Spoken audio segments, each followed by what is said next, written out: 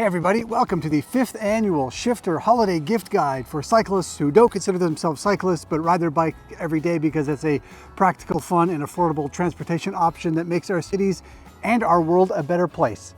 And after 5 years, I'm really regretting that name. Hey, I'm Tom, welcome, and if you like this video, please consider subscribing, becoming a member, or checking out my new course on how to become a better bike commuter. Check it out before Christmas for a special holiday price. Let's start with the easiest gift to give a bike commuter or urban cyclist because we're always in need of these things, and that is lights. Today we have one practical and one, fun light option for you. First up is this light, which comes from our friends at Intrinsic, and they sent this to me earlier this year. And I gotta say, this light goes harder than almost any bike light I've ever seen. Let me show you what it does. When you're riding your bike at night, you want two things in your light. You want to be seen by other road users, especially car drivers, and you want to light the path in front of you. This light does both. Not only does it light the way in front of you with this center light, it has all these options to keep you illuminated. I know a lot of people swear by strobe lights because they think the flashing makes them more visible. I find strobes a little bit weird. They're a little bit blinding for other road users, I find sometimes. And I've seen studies that say blinking lights are harder for people to judge distance. This kind of addresses that problem by having moving lights. So they're not blinking, but you still get a bit of that motion, a bit of that, different kind of lighting so other users can see you. I would also say this thing is pretty well built. It's very heavy duty, very solid. It's a little bit heavy if that's a problem for you, but it does feel like it's going to last forever. It snaps in and out of here pretty easily, so you can take it inside and charge it up when it's ready. So there you go, the Intrinsic rail light. So if this rail light is the serious side of bike lighting, the next one is the lighter side of bike lighting. Lighter side of bike lighting? It's the more fun side of bike lighting. And it came from Shifter member Jeff Healy, who suggested this. It is a colorful LED spoke light. And these are nothing except fun, really. You turn the lights on, and when your wheel spins, it creates cool patterns. Basically, that's it. It keeps you illuminated, yes. Does it light the way ahead? Not really. But you know what the best part is? They look cool, they're pretty fun. Now I gotta say, I had trouble finding good quality spoke lights. Most of them are sort of cheap Amazon versions, and I bought these ones that Jeff suggested. They're okay, but I would say they're not gonna last forever. They mount on here pretty easily, but they are a bit of a pain. You have to take them off each time to charge them. So I would say it's maybe not your daily light. You wouldn't rely on these for your daily commute, but if you're going on a fun night ride or a group ride and you want to lighten the mood a little bit, these can be a lot of fun. Also a great little stocking stuffer for the fun cyclist in your life. Now we're moving on to the tech section of the gift guide, and we're going to start with this item. This is BikeBac. This is a new location tracking device. Location tracking devices are almost becoming standard issue on city bikes. They're not perfect, they're not a silver bullet to prevent theft or solve them if your bike does get stolen, but they can help in the recovery of your bike if it does get stolen. I've got a whole playlist on bike theft if you want to learn more about this issue. And the good news is location tracking devices just keep getting better and better. BikeBac is relatively new to the market, and they sent me one, and I was impressed by a couple of things. This is the kind of thing where you just want to install it and forget about it. You don't want to have to be tinkering with it or recharging it all of the time. So this one is waterproof. They say the battery will last a year, and it mounts in a couple of hidden locations on your bike. It can go up under your seat or underneath your bottle cage, both of which are pretty good spots. I'm of the opinion that these should be really bright and visible as a theft prevention measure, but I seem to be the only one who thinks that. Most people want to hide these. The good things too is these come with Torx bolts, which are a little bit tougher to find a screwdriver for. So if someone does steal this, it's a little bit harder for them just to rip it off and throw it in the bushes when they take your bike. What I also like is BikeBac is working with Project 5 to 9, the online anti-bike theft registry that's doing so much great work in so many places around the world. When you buy one of these, you can register your bike automatically with Project 5 to 9, and they actually have a money-back guarantee. If your bike does get stolen and it doesn't get recovered, they will refund your money in certain situations. This one works with the Apple Find My network, and before you ask, for all of you green text message senders out there, yes, there is an Android version as well. Location trackers are a great gift for any cyclist in your life, and BikeBac is a pretty good option. The next thing on the list is for the unabashed tech-loving cyclist in your life, and that is a pair of smart glasses. Earlier this year, I tested out some Meta Ray-Bans, and I found that on a bike, there's actually some pretty cool features. For one thing, the camera is super easy to use. I don't know how many times I've been riding my bike and not got my phone out fast enough to take a picture of something cool I saw along the way. Well, the Ray-Bans have really easy to use, voice-activated photo and video cameras.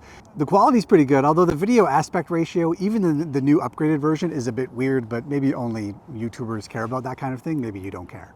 They also come built in with voice-activated Meta AI, which I found both impressive and kind of needless. It's kind of cool to play with at first, but after a while I was never using it anyway. What I found most impressive was the audio. The speakers that are built into the arms right near your ears I found were very clear. It can be really tough to hear that kind of thing when you're on a bike because of wind noise, but the sound quality was quite good in a way that could still let me hear the things around me in the environment, which is important when you're riding a bike in the city. I also found that taking phone calls while wearing these was better than most devices I've tried. There's so much wind noise when you're riding a bike that sometimes on your phone, is this the right, do people still do this for phone calls? When you're on your phone, it can be really impossible to hear or to be heard, but actually it was not perfect, but pretty good on these glasses. So I didn't end up keeping these. I actually bought them and then returned them after a few weeks of using them because I just found they weren't doing much for me. Also, Meta. But if you have a cyclist on your list who these kinds of things might appeal to, this could be a good gift option as well. Next up is something I can't believe I've never included on my gift guide before, but I haven't, and that is my favorite handlebar mounted phone holder. And for me, it is this universal Peak Design mount. What I like about this is that it's got a pretty solid but easy to use handlebar attachment, so you can just put it on here and then your phone slaps in there and you are good to go. It has a very solid magnetic and mechanical attachment to it, so I never feel any worry about it flying off of here. And because it's a universal mount, it's easy to take with you. I often take it when I'm traveling and I put this on the handlebars of my rental bike or my bike share bike. You can also mount it to other things like shopping carts or the branches of a tree, both of which I've done with this thing before. So I really do love this. I use it all of the time.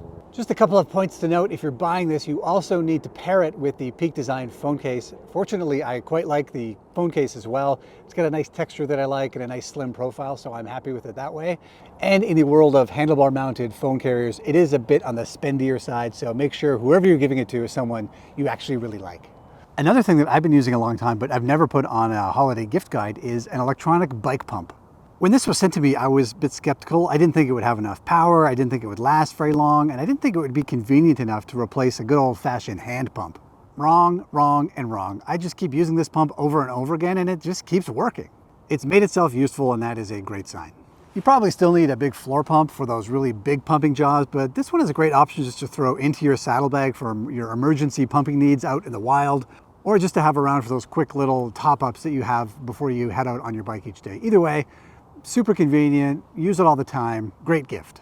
Okay, let's move into some clothing options now. And this next suggestion comes from Shifter member Trevor Sullivan, and he reminded me of a clothing thing that I had taken for granted because I've had it for a while, and I kind of forgot about it.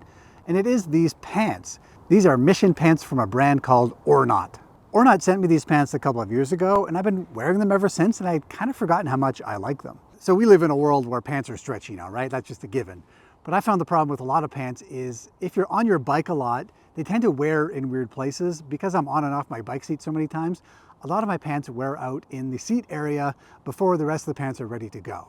Because Ornot is a cycling brand, I feel like they've thought about this stuff and they've reinforced the pants in the right places while still making sure they're stretchy and flexible so you can move your legs and pedal the way you need to. There's also a couple of nice little features like this hip pocket where you can put your phone, and also if you have to roll up your pant leg because of your bike chain, you could always use a bike with a belt drive, just saying.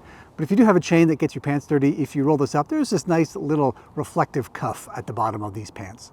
So they're great because they feel great on the bike, and when I get where I'm going, I can just carry on with my day and not worry about looking too much like a cyclist. I just look like a regular human. Next suggestion is from Shifter member Carol, but I've modified her suggestion a little bit. Her original suggestion was heated insoles for your shoes. Now, I hear from people all the time who are riding deeper into the fall or through the winter, and the real problem with them is keeping their hands and their feet warm, and I think she has a great suggestion. Heated insoles are a great one. But I've never actually tried one, but I have a pair of heated socks that are amazing. I've also tried a pair of heated gloves before, and if you really have trouble keeping your extremities warm, these can be real lifesavers. These ones have a little pocket where the battery pops into. Every year they're getting better and better. I actually think I got these ones. They're called a Karbon brand. They're from Costco, so I was a bit skeptical about the quality of them, but they're pretty good. So of course the best bet for staying warm is a good solid pair of mittens and good winter clothing. But you know, if you're getting someplace and you just need a little bit more to take the edge off, why not make things more comfortable for yourself? Good suggestion, Carol. Next up is an item that I'm a little reluctant to put on my gift list based on the reaction I've gotten from people, but first a bit of a backstory.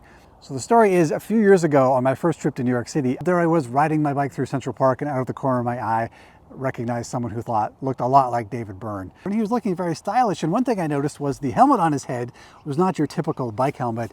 It had a little bit of style to it. And so I went down an internet rabbit hole and found out that he was probably wearing a helmet from a company called Yakkay. It is a Danish company that makes helmets with helmet covers. And so I finally bit the bullet and ordered one of these helmets, and it has arrived. I hate to say this, but I do think one of the reasons lots of people don't ride their bikes is because they feel the need to wear a helmet, but they feel like bike helmets are just so unstylish that I think it discourages them. I bought the Yakkay helmet. I chose one of the covers. This is one that looks a little bit denim, and I thought, wow, this is a little bit different, right? It's got a bit of a texture, it's got a bit of style to it. And so I was quite excited to put it on my gift guide. And then as I put it on, and I've been excitedly showing my friends recently, I've had kind of a mixed reaction to it. Some people like gave me the side eye as if like, you think that's stylish? I guess the default on this is it's still a bike helmet. It's still maybe not the most stylish thing in the world, but I want to encourage anyone to make bike helmets, bike gear a little bit more stylish, a little less about sports and athletics and more about everyday wear. So I don't know, what do you think? You like it? There's lots of other options for covers. They have full brim covers, and maybe other people look better in them than I do. But it is a nice option if you have one of those people in your life who is reluctant to ride a bike because of the way they think the helmet makes them look. All right, I always like to save the best for last on these gift guides, and at the end of these I always like to throw in a couple of book recommendations because books are the best gift that you can give or receive, in my humble opinion. I have 2 book recommendations this year. One is Life After Cars. You may know this book already. It's from Sarah and Doug, the hosts of the great podcast, The War on Cars. Life After Cars, Freeing Ourselves from the Tyranny of the Automobile is a great book. It's a summation of a lot of the things that they've talked about on their great podcast. It takes a real critical eye to the way that we've built our cities around the automobile, but not only does it point out all the problems, and I do think once you start to see the craziness of the automobile system that we've set up for ourselves, you can't unsee it. Your life, you can never go back once you start to see these things. But what's nice about this book too is that it helps me imagine a world beyond the automobile. I think for a lot of people, they think without cars, society will just fall apart and we'll end up like, I don't know, a Cormac McCarthy book or something. But no, I think there are lots of great options out there in the world. There's lots of people showing us that life can be better in our cities without automobiles. And Sarah and Doug have done a great job here helping us imagine a better future. The second book suggestion comes from another friend of mine. This is Patty Weens out of Winnipeg. She's written this slim but powerful volume called That'll Never Work Here. This is part memoir, part reimagining of what the city can be from the seat of a cyclist, and it recounts Patty's own personal story, discovering the bike, I would say a little bit later in life, and coming to love it in a city that has a real serious winter as well. Now, Patty is a force of nature. She's got a huge personality, so much energy, so much fun, and so much passion for cycling, and that really comes through in this book. So I highly recommend it. Even if you don't live in Winnipeg, I think a lot of people can relate to the story that Patty has gone through, and she's a real inspiration for others. Okay, that's it for this year's gift guide. I hope that was helpful. I've got links down below in the description for all these products, and for transparency's sake, I'll also point out which ones I paid for myself and which ones were sent to me. Also, if you have better gift suggestions, please put them in the comments. One of the best parts about the gift guide every year is that the comment section becomes a great resource for people shopping for these cyclists in their life. Thanks everybody, and I'll see you next time.